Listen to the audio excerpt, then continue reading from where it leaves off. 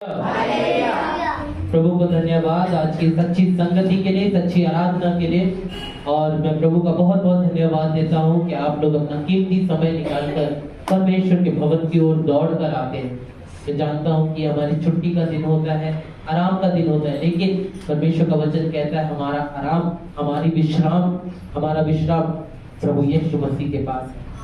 और जब हम प्रभु यीशु मसीह के पास विश्राम करने के लिए आते हैं तो न केवल हम विश्राम पाते हैं, बल्कि जो हमारी खोई हुई सामर्थ होती है, अंदर से जो हम कमजोर होते हैं, हम फिर से बलवंत हो जाते हैं। हालेलुया। प्रभु कितना भला है ना, बोलिए प्रभु भला है। मेरा प्रभु भला है, मेरा जिंदा प्रभु भला है। हालेलुया। प्रभु को धन्यवाद। आगे हम परमेश्वर के बाइबल पाठ की ओर चलेंगे। हम बाइबल पाठ में से पढ़कर सुनेंगे यशायाह नबी की पुस्तक 40 अध्याय 28 से लेकर 31 तक। यशायाह नबी की पुस्तक 40 अध्याय 28 से लेकर 31 तक।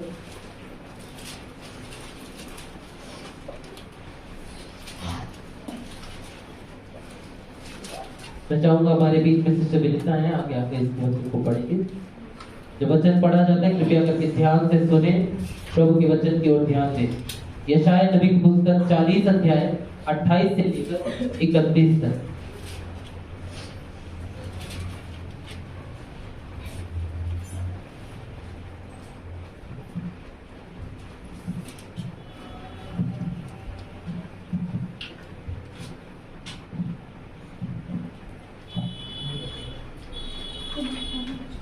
पहला पाठ यशायाह नबी उसका 41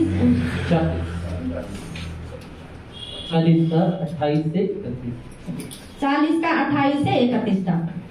क्या तुम नहीं जानते, क्या तुमने नहीं सुना, यहोवा जो सनातन परमेश्वर और पृथ्वी भर का सृजनहार है, वह न थकता न शर्मित होता है, उसकी बुद्धि अगम है। वह थके हुए को बल देता है और शक्तिहीन को बहुत सामर्थ देता है। तरुण तो थके और शर्मित हो जाते हैं और जवान ठोकर खाकर गिर जाते हैं, परंतु जो यहोवा की बाट जोते हैं वे नया बल प्राप्त करते जाएंगे। वे उकाब के समान उड़ेंगे, वे दौड़ेंगे और शर्मित ना होंगे, चलेंगे और थकित ना होंगे। ये परमेश्वर का पवित्र वचन है। इसके पढ़े और सुने जाने पर परमेश्वर हम सबको आशीष दे। आमीन। ये बाइबल का दूसरा पाठ पढ़ा जाएगा याकूब नबी की पुस्तक उसका 2 अध्याय 14 से लेकर 26। नए नियम की पुस्तक है याकूब 2 अध्याय 14 से लेकर 26 तक। मैं चाहूंगा तीनों आकर इसको पढ़े। याकूब 2 अध्याय 14 से 26 तक। जब वचनों को पढ़ा जाता है कृपया करके कान खोलकर हम लोग ध्यान से सुने, अपनी बाइबलों को खोलें और ध्यान से देखें। याकूब 2 अध्याय 14 से 26 तक।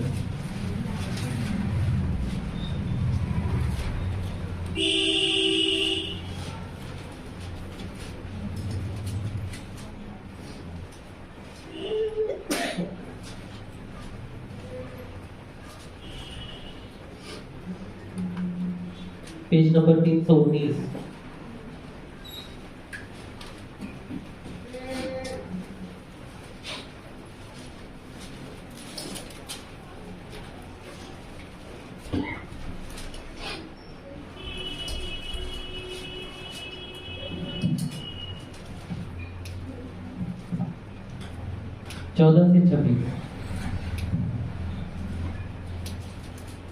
दूसरा बाइबल पाठ याकूब की पुस्तक 2 अध्याय 14 से लेके 26 तक। हे मेरे भाइयों, यदि कोई कहे कि मुझे विश्वास है पर वह कर्म न करता हो तो इससे क्या लाभ? क्या ऐसा विश्वास कभी उसका उद्धार कर सकता है? यदि कोई भाई या बहन नंगे उघाड़े हो और उन्हें प्रतिदिन भोजन की घटी हो और तुम में से कोई उनसे कहे कुशल से जाओ, तुम गर्म रहो और तृप्त रहो, पर जो वस्तुएं देह के लिए आवश्यक है वह उन्हें न दे तो क्या लाभ?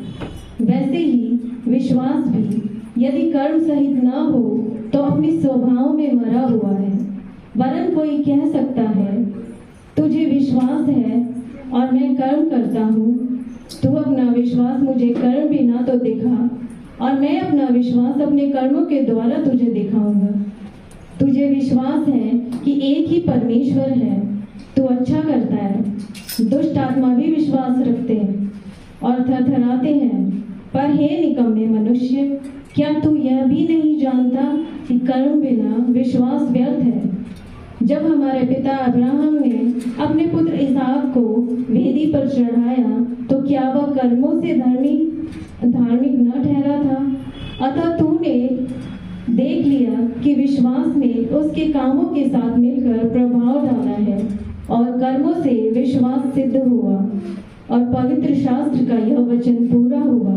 अब्राहम ने परमेश्वर का विश्वास किया और यह उसके लिए धर्म गिना गया, और वह परमेश्वर का मित्र कहलाया। इस प्रकार तुमने देख लिया कि मनुष्य केवल विश्वास से ही नहीं वरन कर्मों से भी धर्मी ठहरता है। वैसे ही राहाब वेश्या भी, जब उसने दूतों को अपने घर में उतारा और दूसरे मार्ग से विदा किया, तो क्या कर्मों से धार्मिक न ठहरी? अतः जैसे देह आत्मा बिना मरी हुई है, वैसा ही विश्वास भी कर्म बिना मरा हुआ है।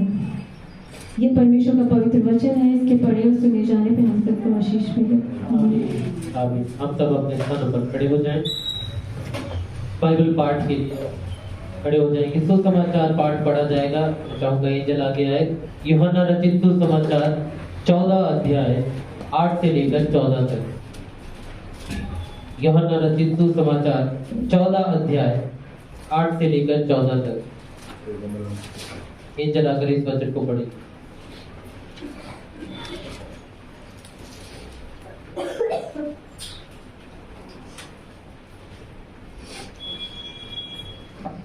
यूहन्ना रचित सुसमाचार 14 अध्याय 8 से 14।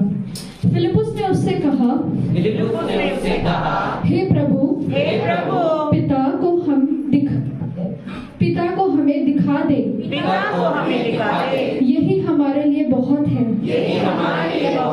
यीशु ने उससे कहा, हे फिलिपुस, मैं इतने दिन से तुम्हारे साथ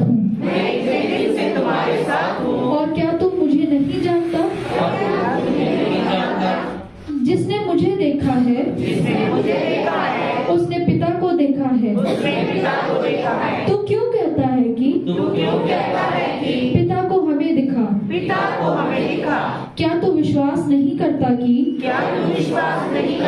मैं पिता हूँ और पिता मुझ में है? ये बातें जो मैं तुमसे कहता हूँ अपनी ओर से नहीं कहता, परंतु पिता मुझ में रहकर अपने काम करता है। मेरा विश्वास करो कि मैं पिता हूँ, मैं पिता में हूँ और पिता मुझ में है। नहीं तो कामों ही के कारण मेरा विश्वास करो। मैं तुमसे सच सच कहता हूँ कि जो मुझ पर विश्वास रखता है ये काम जो मैं करता हूँ वह भी करेगा, वरन इनसे भी बड़े काम करेगा, क्योंकि मैं पिता के पास जाता हूँ। जो कुछ तुम मेरे नाम से मांगोगे वही मैं करूँगा कि पुत्र के द्वारा पिता की महिमा हो। यदि तुम मुझसे मेरे नाम से कुछ मांगोगे तो मैं उसे करूँगा। इस वचन के पढ़े और सुने जाने पर हम सबको आशीष मिले।